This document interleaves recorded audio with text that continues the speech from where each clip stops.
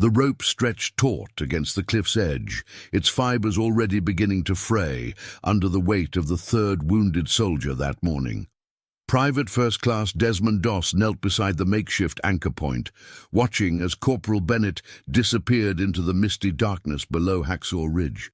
The rope groaned with each foot of descent, and Doss found himself whispering the same prayer he'd been repeating since dawn.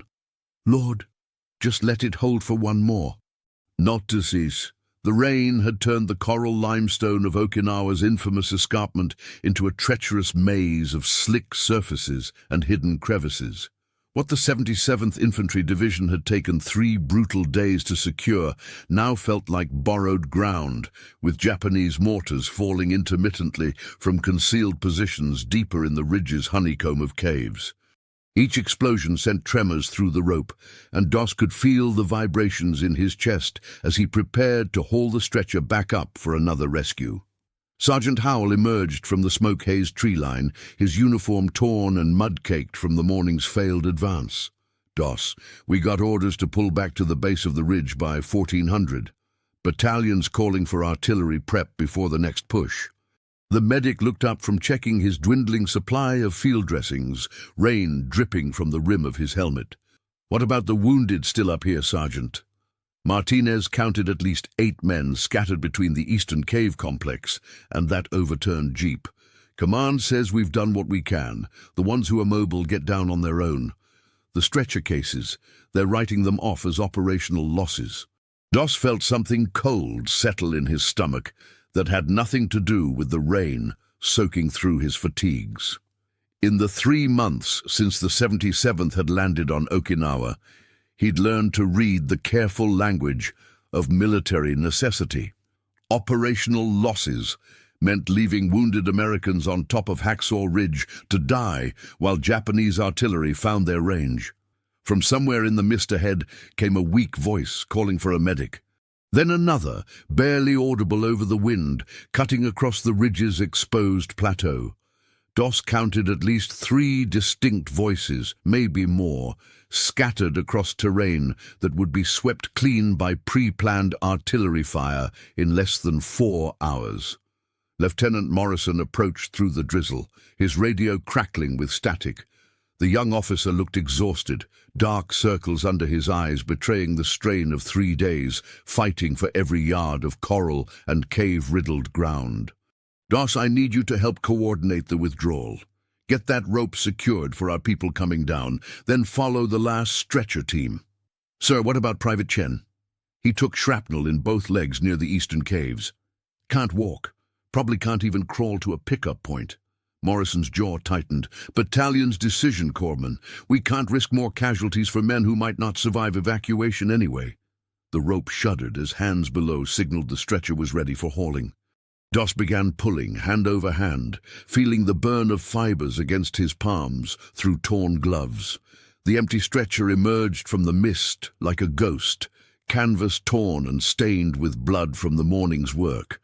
As he secured it to the anchor point, he could still hear those voices calling from the maze of broken coral and shattered vegetation that stretched across Hacksaw Ridge's deadly plateau. Corporal Washington, one of the riflemen who'd initially mocked Doss for refusing to carry a weapon, now watched him work with something approaching reverence. "How many times you been up and down that cliff today, Doc?" "Stopped counting after 7. "Jesus Christ! And you're going back up there with no rifle, no backup, nothing but that aid bag?" Doss tested the rope's tension one more time, checking each anchor point for signs of wear.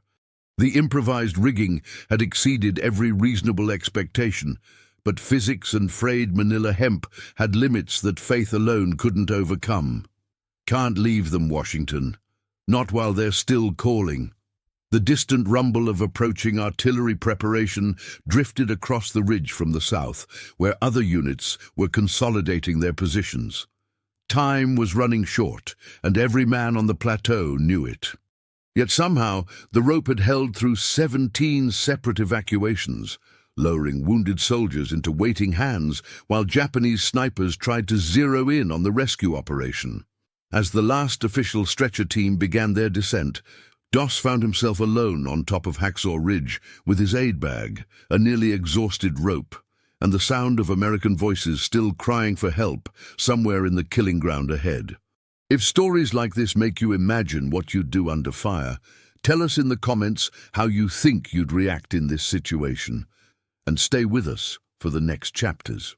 The plateau stretched before Doss like a moonscape carved from coral and desperation. What remained of Charlie Company's morning advance lay scattered across 50 yards of broken ground, overturned equipment, abandoned rifles, and the dark stains where wounded men had crawled toward whatever cover they could find. The rain had intensified, turning every shell crater into a muddy pool and making the footing treacherous as he moved away from the relative safety of the cliff's edge.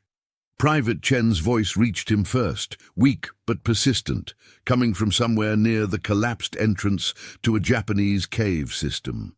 The young soldier had been hit during the initial assault, shrapnel from a knee mortar tearing through both legs and leaving him unable to move. As Doss approached, staying low and using the scattered debris for cover, he could see Chen propped against a shattered tree stump, his field dressing already soaked through with blood. "Thought they'd left me for good, Doc," Chen whispered, as Doss slid into the shell crater beside him, heard the others talking about pulling back. "Well, I'm still here," Doss replied, opening his aid bag and assessing the wounds by touch more than sight. "Let's get you patched up proper and down to the aid station." The work took precious minutes, applying fresh dressings and fashioning a splint from a broken rifle stock. All around them, the ridge seemed to hold its breath between the intermittent crash of Japanese mortars and the distant preparation fires from American artillery. Doss knew the 77th Infantry Division's commanders were calculating acceptable losses against tactical gains, but mathematics felt abstract when you were looking into a 19-year-old's frightened eyes. Getting Chen to the cliff edge meant crossing 20 yards of open ground under possible observation from the cave complexes that honeycombed Hacksaw Ridge's interior. The makeshift stretcher, assembled from rifle slings and torn canvas, barely held together as they moved.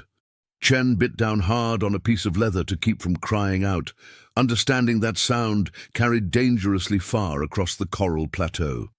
When they reached the rope, Doss found the first truly ominous sign. Several strands had parted completely, leaving less than half the original strength. The anchor point itself showed stress fractures in the coral where the repeated loading and unloading had begun to pulverize the limestone. Physics and engineering were conspiring against faith, and Doss could feel the mathematics of failure approaching with each rescue. "This thing ain't going to hold much longer," he murmured to himself, rigging Chen's stretcher to the descender system they'd improvised from climbing gear and medical supplies. As Chen disappeared into the mist below, Doss heard another voice calling from the western edge of the plateau. Sergeant Palmer, a career soldier from Alabama who'd been fighting since Guadalcanal, had been caught by the same mortar barrage that hit Chen. But Palmer was conscious, articulate, and angry in the way that only a professional infantry sergeant could be when trapped by circumstances beyond his control. "Doss, get over here, boy. I ain't dying on this godforsaken rock." Palmer had managed to drag himself into a shallow depression near an overturned jeep, but his left arm hung useless and blood seeped steadily from what looked like a serious abdominal wound. More concerning was his color, pale gray beneath his tan, with the clammy sweat that usually meant internal bleeding and shock. "How bad is it, Sarge?" "Bad enough that I can't walk down that cliff," Palmer admitted through gritted teeth. "But not so bad I want to wait for Japanese artillery to finish the job." The evacuation took longer than Chen's, partly because Palmer was heavier, but mostly because Japanese observers had finally spotted their operation. Rifle fire began snapping overhead as Doss rigged the stretcher, forcing him to work in short bursts between periods of covering fire from the few American positions still active on Hacksaw Ridge. When Palmer finally reached the bottom, the rope showed clear signs of imminent failure. Standing alone again on the plateau, Doss could still hear voices in the distance. At least 3 more wounded Americans remained scattered across the killing ground, and the artillery preparation would begin in less than 2 hours. The rope might handle 1 more evacuation, possibly 2 if the casualties were light. But simple arithmetic suggested that not everyone would make it down before either the equipment failed or the bombardment began. From his aid station below the ridge, Captain Morrison's voice drifted up through the mist. "Doss, time to come down! That's an order!" The medic looked toward the sound of the next wounded soldier calling for help, then back at the frayed rope that represented the only way off Hacksaw Ridge. In his mind, he heard his grandmother's voice reading from the book of Matthew. "Greater love hath no man than this, that a man lay down his life for his friends." But laying down his life was beginning to look like the easy part. The harder question was whether the rope would hold long enough to get just 1 more soldier to safety. The voices seemed to multiply as afternoon shadows began lengthening across Hacksaw Ridge's torn plateau.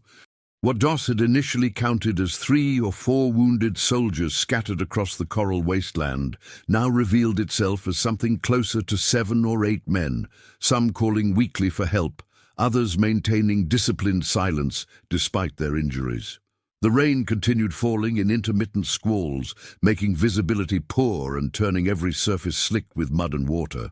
Private Rodriguez emerged from a cave entrance 50 yards east of the cliff, crawling on his elbows, with both legs trailing uselessly behind him. The young soldier from New Mexico had been part of the morning's assault on the cave complex, and shrapnel from a booby trap had severed his spinal cord somewhere in the lumbar region. He moved with methodical determination, pulling himself toward the sound of Doss's voice across broken coral that tore his uniform and lacerated his arms. "Don't think I can feel anything below my belt, Doc," Rodriguez said matter-of-factly as Doss reached him. "But I ain't dead yet, and I sure don't plan to be when those artillery boys start their fireworks." The evacuation presented new challenges. Rodriguez couldn't assist with his own movement, making the journey to the cliff edge an exhausting drag across treacherous terrain. Worse, the young soldier's spinal injury meant that any wrong movement during the descent could cause additional damage or death. Doss found himself improvising a rigid backboard from equipment scattered across the battlefield, using rifle stocks and torn canvas to create something approaching proper medical support. At the cliff edge, the rope showed new signs of catastrophic wear. Individual strands popped under Rodriguez's weight, and Doss could feel the entire system stretching beyond its design limits. The anchor point had begun pulling loose from the coral, requiring additional rigging with communications wire and equipment straps. As Rodriguez disappeared into the mist below, Doss calculated that perhaps 1 more evacuation remained before complete equipment failure. But the voices continued calling from across Hacksaw Ridge's deadly expanse. Corporal Thompson had been unconscious near the overturned jeep for most of the day, a head wound keeping him in and out of awareness as the battle raged around him. When he finally regained enough consciousness to call for help, his voice carried the confused, repetitive quality that suggested serious brain injury. Doss found him trying to reload an empty rifle with ammunition that wasn't there, his hands going through the familiar motions while his mind struggled with more basic questions of time and place. "Thompson, it's Doss. We're getting you out of here. Where's my squad, Doc? Lieutenant said we were supposed to take those caves by noon." "Your squad's safe, Corporal. Right now I need you to help me get you to the aid station." The conversation repeated itself several times as they moved toward the cliff, Thompson's short-term memory resetting every few minutes due to the concussion. But his muscle memory remained intact, and he could follow simple instructions even when he couldn't remember receiving them. The evacuation went smoothly until the moment Thompson's weight hit the rope system.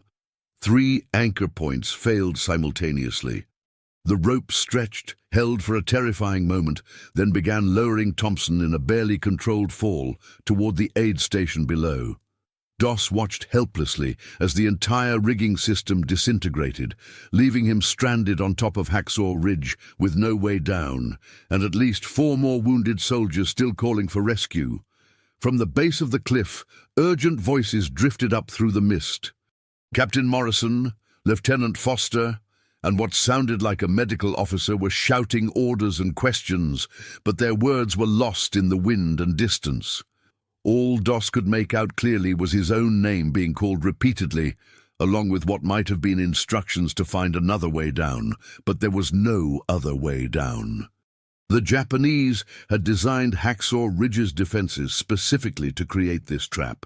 Easy to climb, impossible to descend except at a few prepared points that could be covered by overlapping fields of fire. The rope had been their only route off the plateau, and now it lay in pieces somewhere in the mist below. Standing alone on the coral wasteland, with his nearly empty aid bag, Doss listened to the wounded voices calling from the gathering darkness. In less than 90 minutes, American artillery would begin the preparatory fires for tomorrow's assault, turning the entire ridge into a killing ground that would accept no distinction between Japanese defenders and stranded American medics. He thought about the letter in his breast pocket, written to his wife Dorothy but never sent, about the Bible verses his mother had made him memorize as a child, about the promise he'd made to God and himself about preserving life rather than taking it, even in the midst of the most violent place he'd ever imagined. From somewhere in the maze of broken coral ahead, another voice called weakly for a medic. Just one more wounded soldier who needed help, just one more American boy who deserved a chance to see home again. Would you follow the orders exactly, or trust what your own eyes and instincts tell you in a moment like this? Comment which path you'd take, and share this episode with someone who loves real human stories from history. Without the rope, Hacksaw Ridge became a different kind of trap entirely. Doss moved carefully across the plateau, using techniques learned from 3 months of combat on Okinawa's coral terrain, searching for any alternative route down the cliff face. The 77th Infantry Division had taken this ground by finding handholds and crevices in the limestone, and somewhere in that vertical maze there had to be a path that didn't require specialized equipment. The first wounded soldier he found was Private Kowalski, a machine gunner from Detroit who'd been hit during the morning assault and had been playing dead near a destroyed Japanese position. A sucking chest wound made every breath a visible struggle, but Kowalski remained conscious and coherent despite losing substantial blood throughout the long day. "Thought I was finished when I heard that rope snap," he whispered as Doss applied a fresh field dressing. "Sounded like the whole world breaking apart." "We're not finished yet," Doss replied, though he wasn't entirely sure how they would manage descent without equipment. "Let me get you stabilized, then we'll figure out the rest." As he worked, Doss studied the cliff edge more carefully, looking for natural features that might support an improvised evacuation. 20 yards north of their original rope position, a series of coral shelves created something resembling crude steps down the first 30 feet of the escarpment. Below that, the angle softened enough that a careful climber might manage the remaining descent using handholds and friction. But getting wounded men down that route would require different techniques entirely, a combination of lowering, belaying, and controlled falling that would push both rescuer and casualty beyond normal human limits. And it would have to be done in darkness, under possible enemy observation, with artillery preparations scheduled to begin in less than 75 minutes. Kowalski's evacuation took nearly 40 minutes.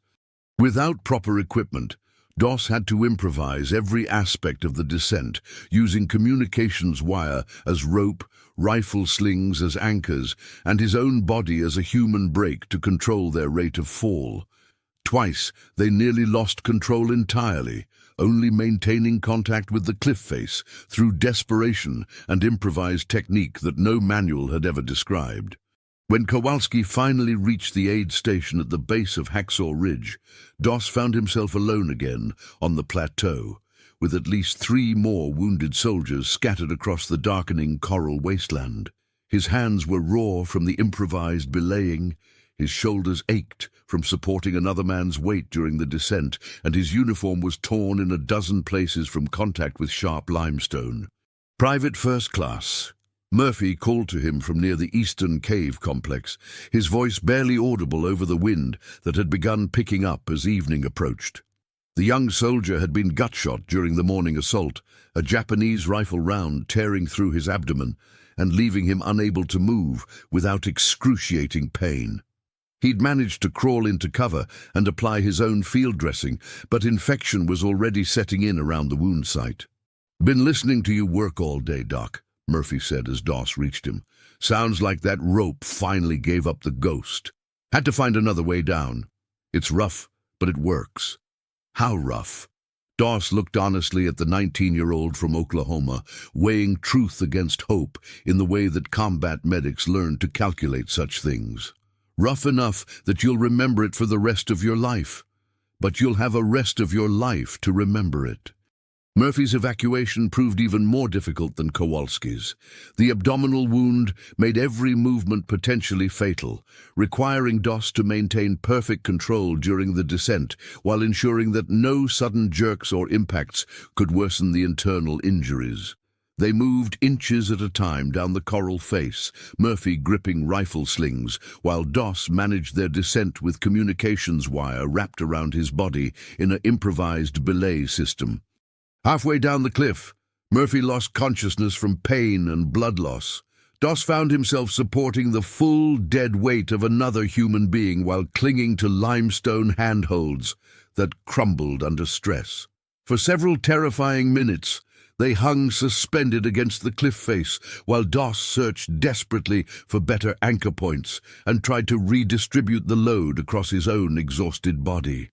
When they finally reached the aid station, medical personnel immediately took Murphy into emergency surgery, their faces grim as they assessed the damage caused by 8 hours of untreated internal bleeding.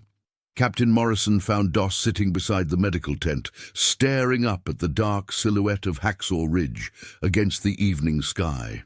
"How many more are up there, Corpsman?" "At least 2. Maybe 3 if anyone else survived who hasn't been calling. Artillery prep starts in 45 minutes. You've done more than any reasonable person could expect. Hell, you've done more than any unreasonable person should attempt." Doss looked at his torn hands, then back up at the ridge where American voices were still calling weakly for help. "Can't leave them, Captain. Not while they're still alive up there." Morrison studied the young medic's face, seeing something there that went beyond normal concepts of duty, courage, or military obligation. "What you're doing up there, it's not possible. By every reasonable calculation, you should have died 6 evacuations ago." "Maybe," Doss replied quietly. "But the calculations don't seem to be running things today. The secret that Desmond Doss would carry for the rest of his life had nothing to do with heroism or miraculous strength. It had everything to do with the moment, halfway through Private Anderson's evacuation, when his faith cracked completely and he found himself alone on Hacksaw Ridge's cliff face, supporting an unconscious soldier while screaming silently at a god who seemed to have abandoned them both to limestone and darkness. Anderson had been the hardest case yet, a spinal injury that required perfect immobilization during descent, combined with blood loss that made every delay potentially fatal. They were 20 feet down the improvised route when Doss's makeshift belay system began failing, communications wire cutting into coral handholds that had never been designed to support 2 men's weight. For nearly 10 minutes, they hung suspended against the cliff face, while Doss tried desperately to find better anchor points in rock that crumbled under stress. That was when the thing happened that no citation would ever mention. The moment when Doss looked up at the night sky above Okinawa and felt completely, utterly abandoned by the God he'd trusted since childhood. The prayers that had sustained him through 17 previous evacuations suddenly felt like words spoken into empty air. The Bible verses his mother had taught him became meaningless syllables, while his hands bled against wire and limestone, and another man's life hung in the balance of his failing grip. "God," he whispered into the wind, "where the hell are you?" No answer came, no surge of renewed strength, no miraculous intervention, no sign that anyone was listening to a terrified medic clinging to a cliff face while American artillery prepared to turn the ridge above into a crematorium. Just the sound of Anderson's labored breathing and the distant rumble of approaching fires that would begin in less than 20 minutes. So Doss stopped praying and started calculating. He redistributed Anderson's weight using pure mechanical advantage, found new handholds through systematic search rather than divine guidance, and completed the descent through applied engineering and stubborn refusal to let go. When they finally reached the aid station, his hands were torn raw and his shoulders felt permanently damaged, but Anderson was breathing and responsive. The irony wasn't lost on him. The moment he stopped believing in miraculous intervention was the moment he started performing what others would later call miracles.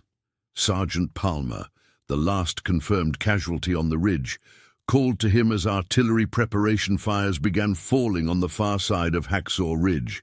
The career soldier had managed to crawl to within 50 yards of the cliff edge, but his strength was failing, and he couldn't make the final distance without help. Shrapnel wounds in his legs had stiffened during the hours of waiting, and blood loss had left him weak and disoriented. "Doss, this is cutting it pretty close, even for you." The evacuation had to be completed, while 105mm rounds walked steadily across the plateau, American artillery methodically pulverizing every cave entrance and defensive position in preparation for tomorrow's assault. The noise was overwhelming, a continuous thunder that made communication nearly impossible and turned the limestone ground into a vibrating surface that threatened to shake loose any handhold. Palmer's descent became a race against time and physics. The cliff route that Doss had used for previous evacuations was beginning to deteriorate under repeated stress, handholds crumbling and anchor points pulling loose from the coral.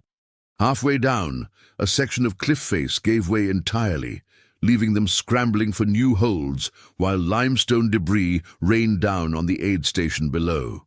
When Palmer finally touched solid ground, Doss found himself alone on Hacksaw Ridge's plateau, while artillery fires walked steadily closer to the cliff edge. The 77th Infantry Division's preparation was systematic and thorough, designed to eliminate every possible defensive position before tomorrow's assault. In perhaps 10 minutes, the area where he stood would be receiving direct hits from American guns. The descent should have been impossible. The handholds were deteriorating, his strength was completely exhausted, and artillery concussion was shaking loose anything that wasn't permanently attached to the cliff face. But Doss had learned something during Anderson's evacuation that no one had taught him in medical training, that the difference between possible and impossible was often just a matter of refusing to believe in limits. He went down the cliff one handhold at a time, sometimes hanging by fingertips while his feet searched for purchase on crumbling coral. Artillery rounds passed overhead close enough to feel the pressure waves, and limestone chips cut his face as the bombardment pulverized the ridge above. When a section of cliff face collapsed beneath his feet, he caught himself on communications wire and swung sideways to find new holds, his body operating on pure muscle memory while his mind calculated angles and loads and the mathematics of not letting go. 20 feet above the aid station, his last reliable handhold crumbled completely. For a terrifying moment, he fell freely through darkness, expecting to hit the ground hard enough to break bones or worse. Instead, he landed in the arms of 6 soldiers who had positioned themselves to catch him, men who'd watched his impossible evacuations all day and understood that the last rescue would be themselves bringing down their medic. As they lowered him gently to the ground, Doss could hear American artillery beginning its final preparations on Hacksaw Ridge above. The plateau where he'd spent the day would soon be uninhabitable, scoured clean by friendly fire and prepared for tomorrow's assault. Every wounded soldier who could be saved had been saved. brought down from that coral killing ground one at a time by techniques that no manual described, and faith that had cracked completely before proving stronger than limestone and physics and the reasonable limits of human endurance. 3 weeks after Hacksaw Ridge, Doss woke screaming in a field hospital tent on Okinawa, his hands clawing at sheets that felt like communications wire cutting into raw flesh. The nightmare was always the same, hanging from the cliff face while the rope snapped and wounded soldiers fell past him into darkness, their voices calling his name as they disappeared. Sometimes the dream included 17 different falls. Sometimes it was just one, repeated endlessly until he jerked awake with his heart hammering against his ribs. The official after-action report that would eventually support his Medal of Honor citation described the events of May 5, 1945, in clean, bureaucratic language. PFC, Doss repeatedly exposed himself to hostile fire to evacuate wounded personnel from an exposed position on Hacksaw Ridge, utilizing improvised techniques to lower casualties to safety during enemy bombardment. The report listed 15 confirmed evacuations, though witnesses suggested the number might have been higher. What the report couldn't capture was the way his hands shook uncontrollably for months afterward, or how the smell of wet rope could send him into flashbacks that lasted hours. It didn't mention the nightmares, the survivor's guilt, or the crisis of faith that had struck him halfway down the cliff, with Private Anderson's unconscious weight dragging them both toward what should have been certain death. Captain Morrison visited him in the hospital, carrying a letter from the War Department and wearing the uncomfortable expression of an officer required to discuss heroism with someone who had lived it from the inside.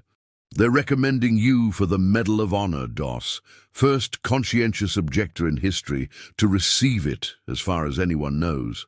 What about the other men, the ones who held the line while I was working the cliff? They'll get their recognition too.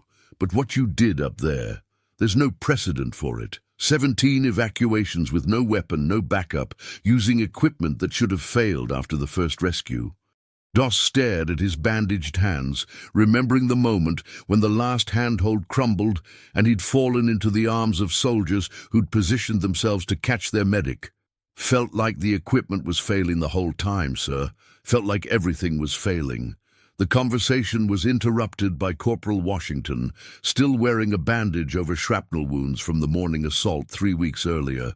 The rifleman who had once mocked Doss for refusing to carry a weapon now looked at him with something approaching awe mixed with uncomfortable guilt. "Wanted to thank you, Doc, for going back up there when the rest of us came down." "Just doing my job, Washington." "No, sir, your job was to come down with the rest of the medical personnel when the withdrawal order came. What you did after that was something else entirely." 2 years later, Doss stood on the platform at the White House while President Truman placed the Medal of Honor around his neck. The ceremony was dignified, formal, and utterly disconnected from his memories of hanging from a coral cliff face, while artillery preparation fires walked across the ridge above. The citation spoke of conspicuous gallantry and intrepidity above and beyond the call of duty, language that felt like it described someone else's actions entirely. The real weight of Hacksaw Ridge wasn't in the medal or the ceremony or the newspaper stories that followed. It lived in the way his wife Dorothy learned not to wake him suddenly from sleep, and how he couldn't watch war movies without his hands beginning to shake. It was in the letters that arrived sporadically from men like Anderson and Palmer and Rodriguez, soldiers whose names had become permanently attached to specific moments of terror and improvised salvation on a coral cliff in the darkness.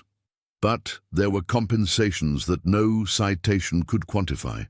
The knowledge that 15 men had seen their families again because of techniques improvised from communications wire and rifle slings. The letters from wives and children who wrote to thank him for bringing their husbands and fathers home. The understanding that faith tested to the breaking point could prove stronger than limestone and physics and the reasonable limits of human endurance. Decades later, when reporters asked him about the secret of what happened on Hacksaw Ridge, Doss would give them the same answer he'd given Captain Morrison in the field hospital, that he'd just kept asking God to help him get one more soldier to safety, and somehow the improvised equipment had held long enough to make it possible. What he never told them was about the moment halfway through Anderson's evacuation when his faith cracked completely and he'd screamed silently at a God who seemed absent from the limestone and darkness. How he'd stopped praying and started calculating, using pure mechanical advantage and stubborn physics to complete impossible rescues. How the moment he stopped believing in miraculous intervention was the moment others started calling his actions miraculous. The truth was simpler and more complex than the legend. A man with no weapon had refused to leave wounded soldiers on a killing ground, improvising techniques that had no names to bring them down a cliff that should have been unclimbable. Whether that was faith or stubbornness or simple inability to hear another voice calling medic and walk away, he was never entirely sure. On quiet evenings in his later years, when rain drummed against his roof with the same rhythm it had made on Okinawa's coral limestone, Doss would sometimes feel the phantom ache of communications wire cutting into his palms. The sensation always brought back the same question that had haunted him since 1945. Not whether God had been present during those 17 evacuations, but whether divine intervention and human determination were different things at all. The rope had held. The improvisations had worked. 15 men had lived who should have died. Whether the calculations behind those facts belonged to faith or physics or sheer bloody-minded refusal to let go, Doss carried quietly inside himself, along with the sound of voices calling from darkness, and the weight of hands that had learned to hold on when everything else was falling apart. If this story reminded you that behind every medal there's a human being carrying memories we'll never fully see, subscribe to the channel, tell us which country you watch from, and invite someone to revisit history with us in the next story.